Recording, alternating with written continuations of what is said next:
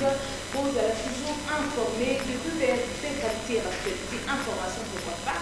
Aux écoles démocratique du Congo, cher à Fati, notre président, que nous soutenons d'ailleurs sa vision. Alors, nous avons toujours souci de l'église, alors tout le monde et puis, nous avons souci de apporter en plus pour que Mboka ait développé malam, le peuple congolais, pour nous délivrer. On a les liens pour on a le niveau de Sika, Son TV, pour nous faire la vie un peu maillée, ma caresse à moi, Mboka, au Lelo,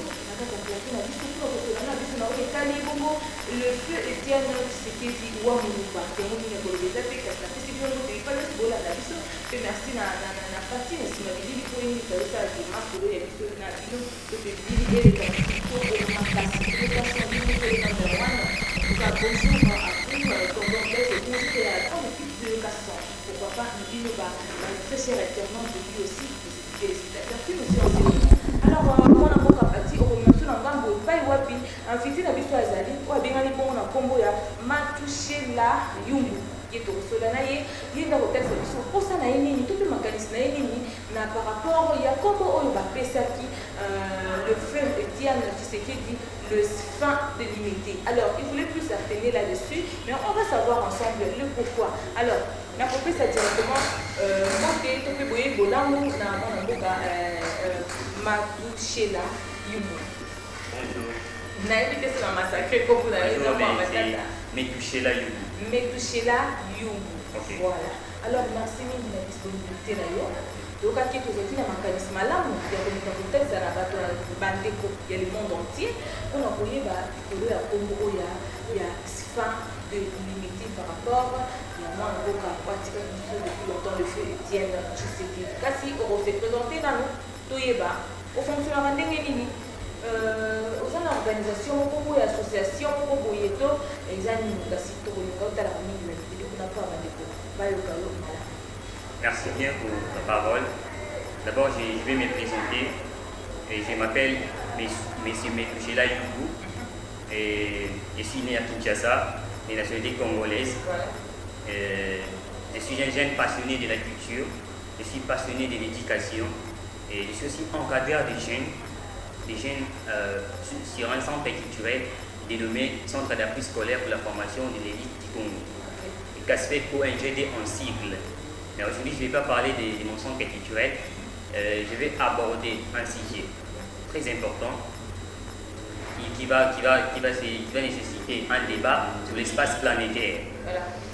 Mais pourquoi le sujet que tu vas exploiter, il faudrait que ça fasse débat? Pourquoi? Alors, ça se passe débat, pourquoi? Parce que il y a pas longtemps, j'ai suivi la télé.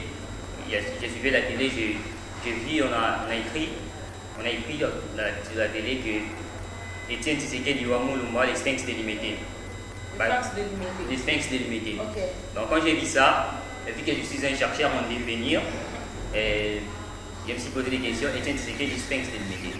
Donc je l'ai pris en sujet, je suis allé faire des recherches sur la personnalité des Sphinx et d'Etienne Tshisekedi Ouamouluba. Pour essayer de comparer. Et voir si le titre en question concorde avec la personne. Oui. J'ai essayé de comparer vraiment comme vous avez dit, si Etienne Tshisekedi est vraiment égal à Sphinx.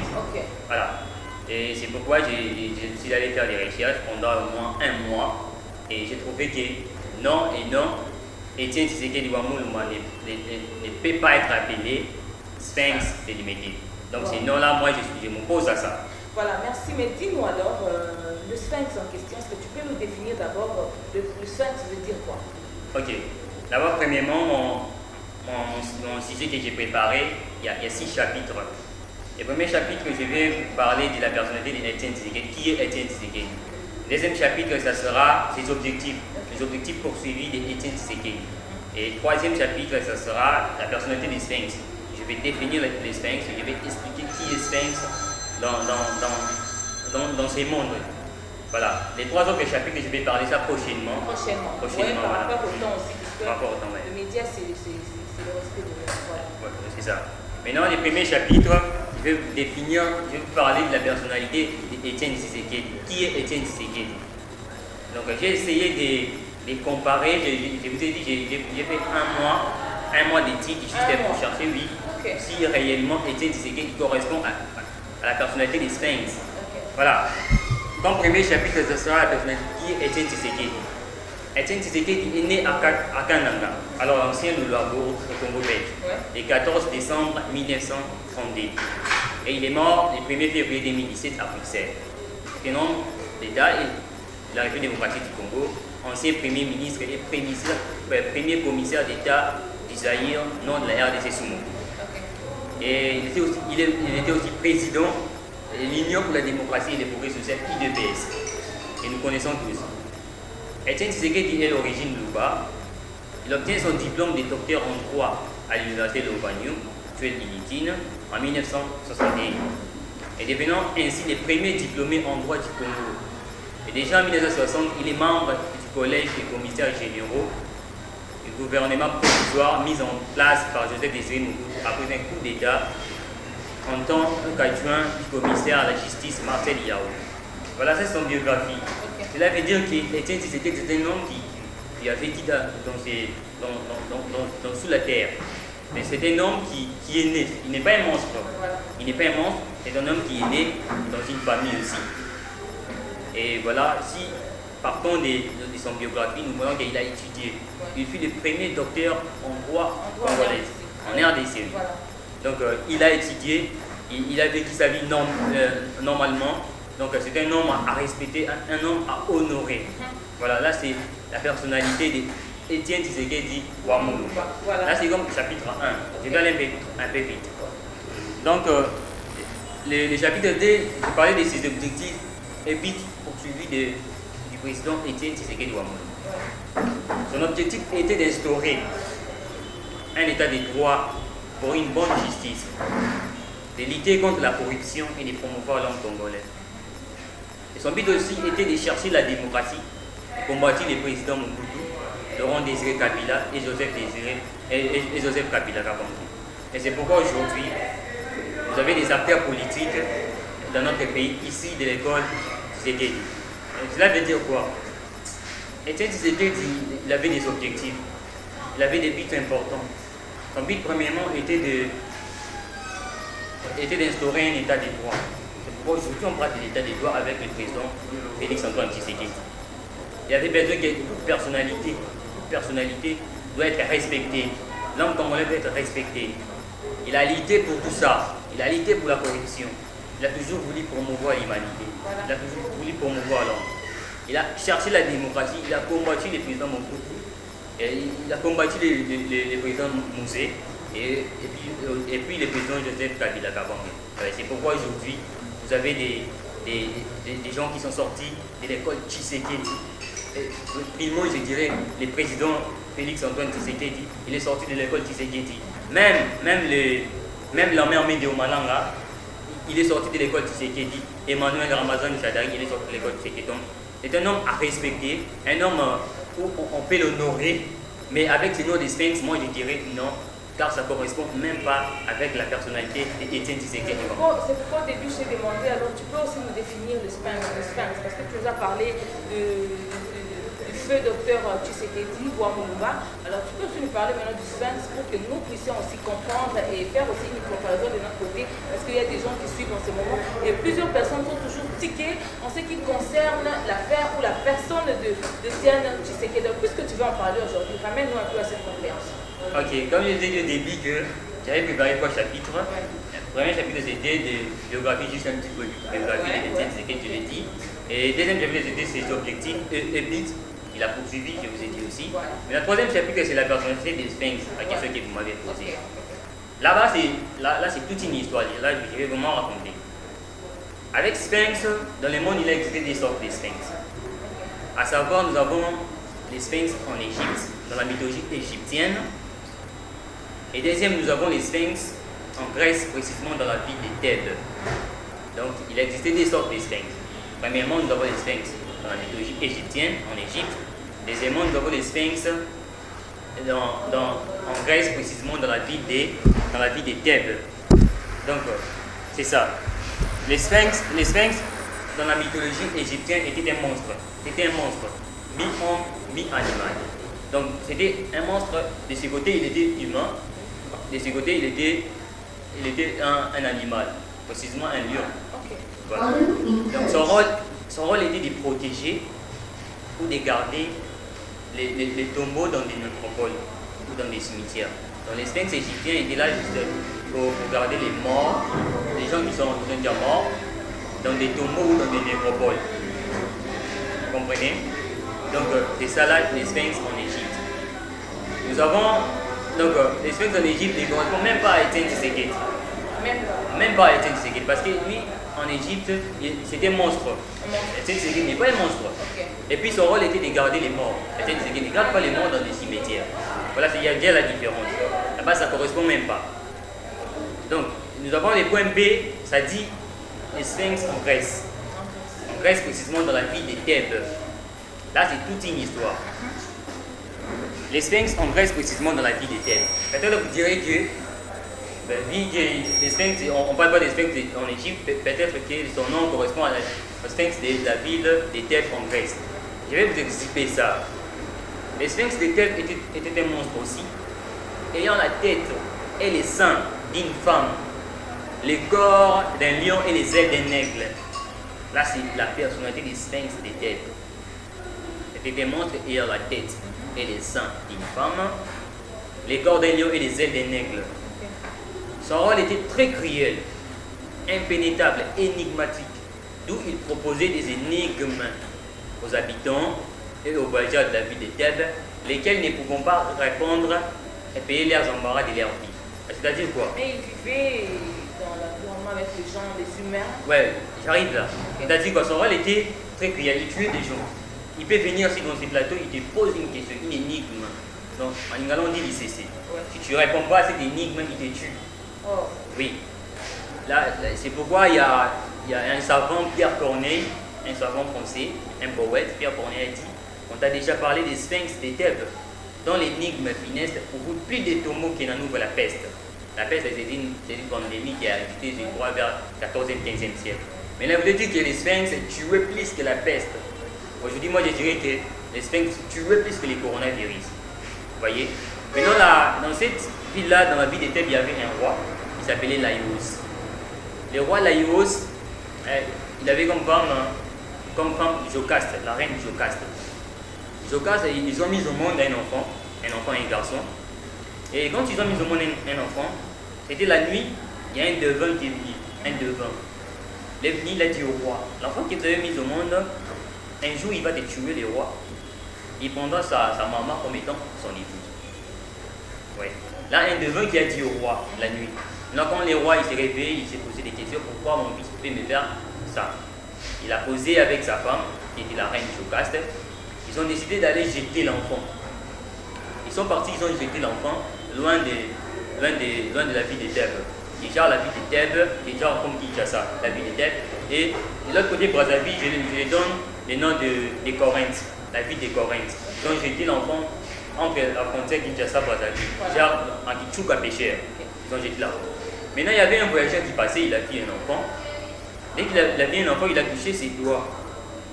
Il s'est dit, oh, mais ses doigts, ça ressemble comme un enfant crésus, un enfant qui vient d'une famille riche, un enfant richissime. Du coup, il a pris l'enfant, il est parti avec l'enfant dans l'autre ville, donc Jacques Congo Brazzaville, dans la ville de Corinthe. Il a pris l'enfant. Quand il a pris l'enfant, il a élevé l'enfant pendant 15 ans. Maintenant, de l'autre côté, dans la ville de Thèbes, le roi était resté avec sa femme. Le roi, il a pris ses 5 soldats, il a dit à ses 5 soldats, allez m'accompagner dans un village, faire quelques travail. Maintenant, les petits garçons qui étaient partis à Corinthe, on a donné le nom d'Édipe, de la famille qu'il avait élevée là. Il avait l'enfant, le nom d'Édipe. Édipe, il a demandé la permission à ses parents là-bas, il voulait aller faire un petit travail aussi dans un village, on fait frontière, Thèbes et Corinthe. L'enfant, il était très intelligent. Édipe, il était très intelligent, il était très fort aussi. Édipe, il est parti. Là-bas aussi, il y avait les rois qui venaient avec des soldats faire aussi quelques travail dans un village. Et du coup, l'enfant, il a vu de loin, il y avait 5 personnes qui venaient avec un monsieur là, costaud. Donc, c'était les rois, mais les petits ne savaient pas. Maintenant, l'enfant, vu qu'il était très fort, il s'est senti comme si c'était des boulonnants. Des boulonnants, oui. Maintenant, l'enfant, il a essayé de les attaquer. Vu qu'il était fort, il a lancé une pierre. La pierre en question, ça a pris les rois. Ça a pris les rois et les rois étaient tombés, les rois étaient morts. Et quand les soldats ils ont vu ça, ils ont dit non, les rois est mort. Ils ont voulu suivre l'enfant, mais il avait déjà disparu. L'enfant ne savait pas qu'il a tué son père. Et du coup, les soldats ils sont partis, ils sont rentrés dans la ville des Thèbes, ils ont dit que le roi est mort, l'histoire c'était comme ça, c'était comme ça, c'était comme ça. Et maintenant, la femme du roi Jocaste, elle a pleuré comme une madeleine. C'est-à-dire, elle a pleuré abondamment. Elle a pleuré que son mari est mort. Maintenant, dans la coutume de la vie des Thèbes, lorsque le roi est mort, on change de roi. Maintenant, le nouveau roi, quand il entre, il va prendre la femme du roi honoré, le roi qui est mort, comme étant son épouse. Maintenant, la reine Jocaste était venue, épouse du nouveau roi. Après 2 mois, il y avait maintenant un être qui était arrivé dans la vie des Thèbes, appelé Sphinx. Voilà, nous sommes arrivés là. Appelé Sphinx. Le Sphinx des Thèbes est arrivé quand le nouveau roi est arrivé aussi. Le Sphinx des Thèbes tuait plus la population des Thèbes, plus que les coronaux, s'il vous plaît. Vous avez les coronaux a tué beaucoup de milliers de gens dans le monde. Encore cruel. Ah ouais, encore cruel. Mais les Sphinx tuaient plus que les coronaux. Les Sphinx peuvent entrer dans ces plateaux. Il me pose la question. Si je ne parviens pas à répondre, il me tue. Alors, il tuait des gens, il tuait toujours des milliers de gens. Maintenant, le roi désemparé, il ne sait plus quoi faire. Il s'est poussé dans les corps. Donc il a dit, j'ai fait un serment. Je ne peux pas rester dans un royaume comme ça dirigé. Je ne dirige même pas parce qu'il y a toujours des malchances qui arrivent de chaque jour. Il s'est dit, je fais un serment. C'est lui qui va tuer les sphinx. Je jette l'éponge, j'abandonne, il devient le roi. Là, le nouveau roi qui dit ça. Maintenant, là-bas, de l'autre côté, à Corinthe, les petits, il y a une intuition qui les dit toujours, tu n'es pas des Corinthe, tu es toujours de ce côté, de la vie des Thèbes. Tu n'es pas des Brazzaville, tu es de Kinshasa. Il y a une intuition qui les disait tout ça.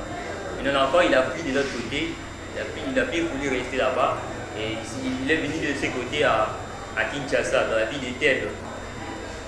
Arrivé à la frontière Kinchuka Péchère, l'enfant il marchait.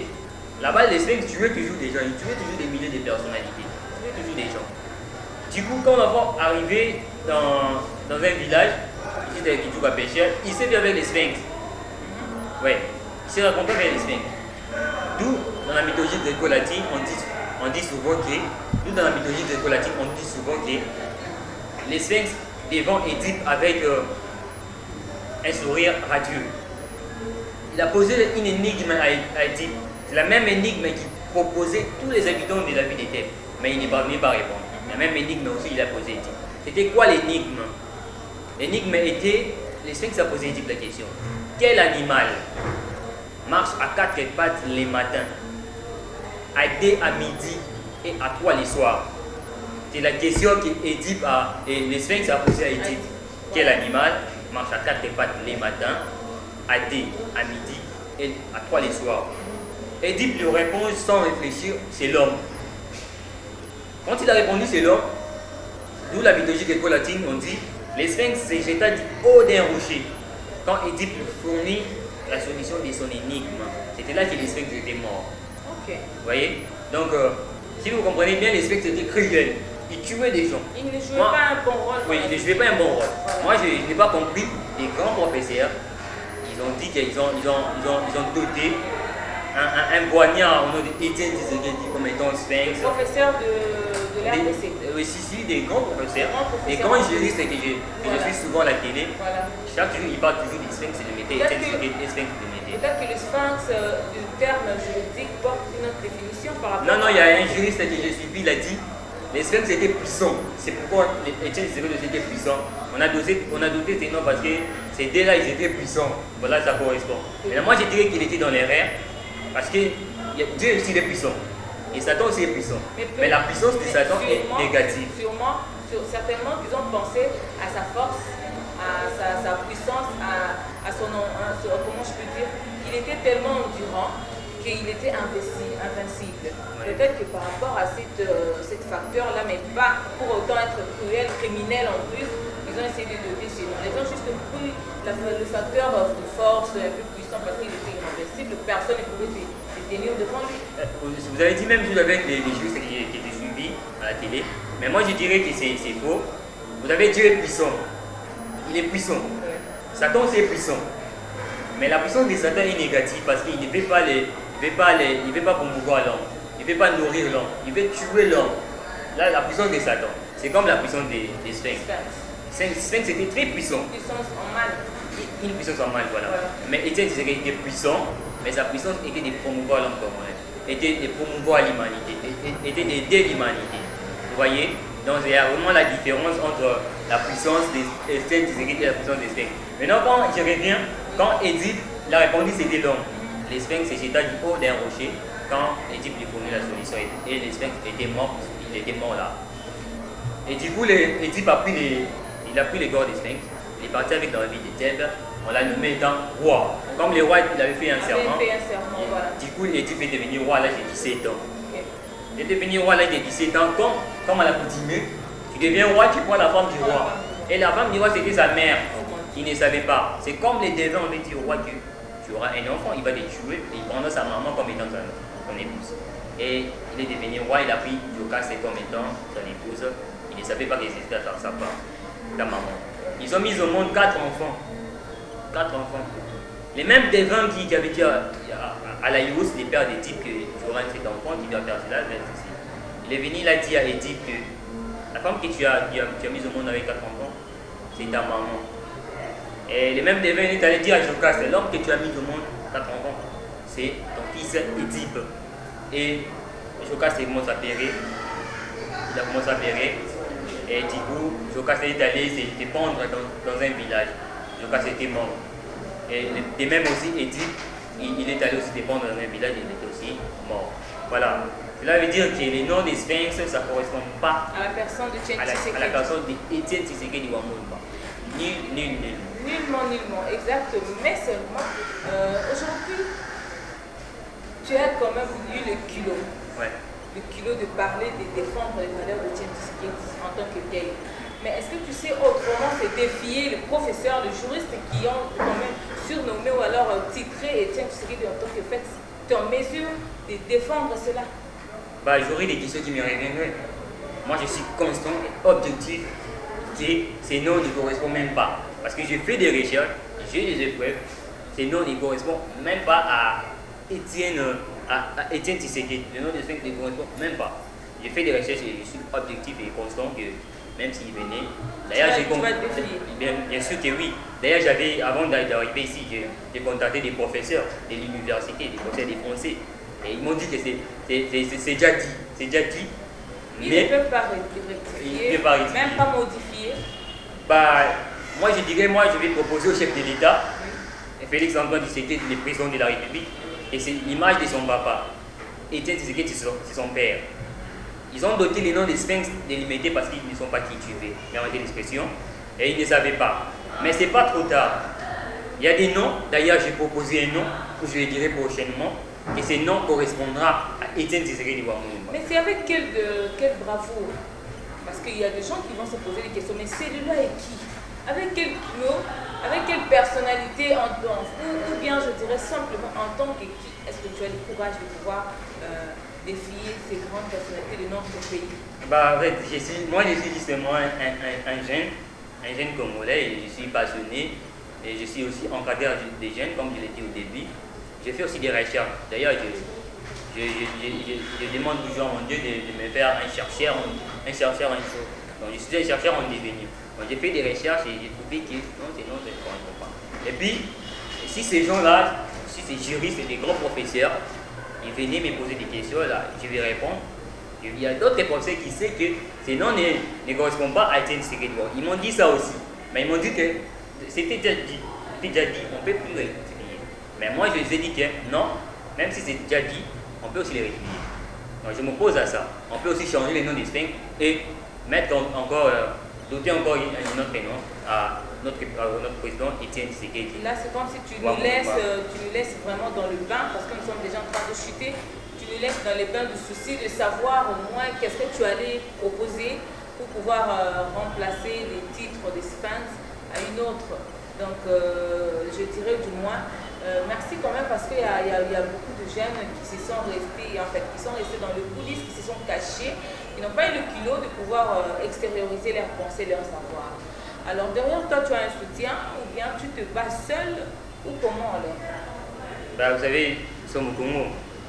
J'ai un club, un centre culturel, un ONG, et c'est le centre d'appui scolaire pour la formation des élites du Congo. J'encadre les jeunes, j'organise des activités dans des écoles. Mais je n'ai pas tellement de soutien. Il y a mon père qui est toujours là pour m'aider. Je le salue d'ailleurs, mon père, le pasteur Enoch Youbou.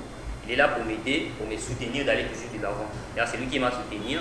Et quand je lui dis ces sujets, il m'a soutenu à fond.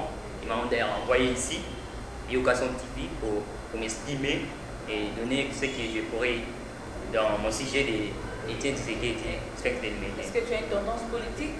Peut-être que les gens diront, puisque tu parles de feu Étienne Tshisekedi, tu es de l'UDPS, ou alors tu es Tshisekedi, voilà.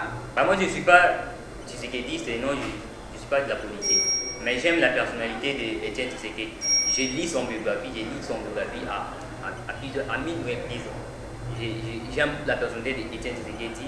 Donc, voilà pourquoi je suis intervenu à fond sur la pédale pour en parler de ces sujets. J'ai toujours lu ses objectifs, ce qu'il a fait dans la vie. Ça te motive aussi parfois? Ouais, ça me motive aussi parfois. D'ailleurs, c'est je dirais que mes idées, ça vient souvent de lui. Quand je pense dans l'avenir, je pense aussi à Étienne Tshisekedi Wamoukoumba.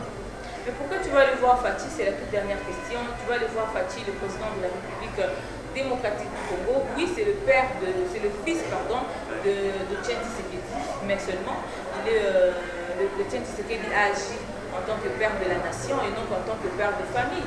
Alors tu vas aller voir le président parce que c'est son fils, ou alors c'est parce qu'il peut penser à ses grands opposants et pouvoir faire quelque chose pour gagner, pour recadrer encore sa personnalité dans le bon sens.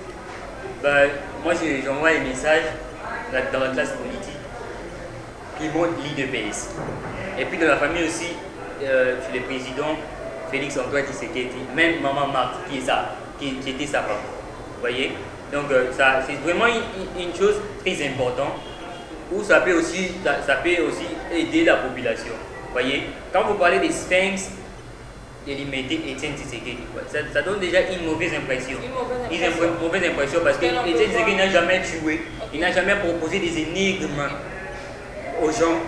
Donc il a toujours voulu. Il n'a jamais mis des coques en jambes à certaines personnes. Oui, il n'a jamais tué. Bien qu'il a été critiqué, il a été combattu, mais il n'a jamais relancé d'une manière. Voilà, c'était l'homme de l'humanité. Voilà. Il n'a jamais tué, il n'a jamais fait du mal aux gens. D'autre part, c'est comme si tu veux dire que c'était un saint. Moi je dirais que c'est un. Moi je le connais donc un saint.